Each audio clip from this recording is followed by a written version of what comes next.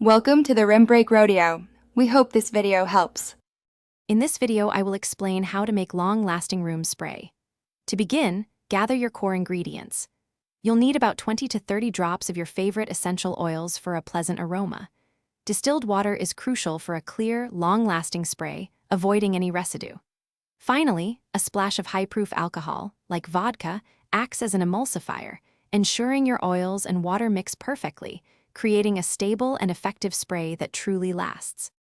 To make your room spray truly long-lasting, consider adding a fixative.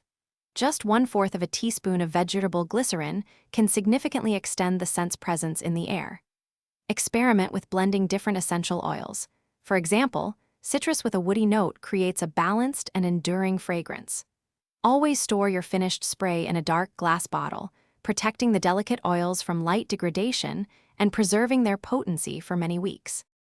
Proper mixing and application are key to a great room spray.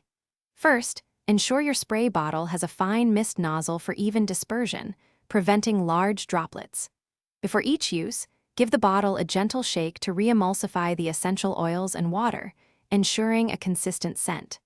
For optimal coverage, aim your spray upwards towards the center of the room, allowing the fine mist to slowly descend and fill the space with its delightful aroma.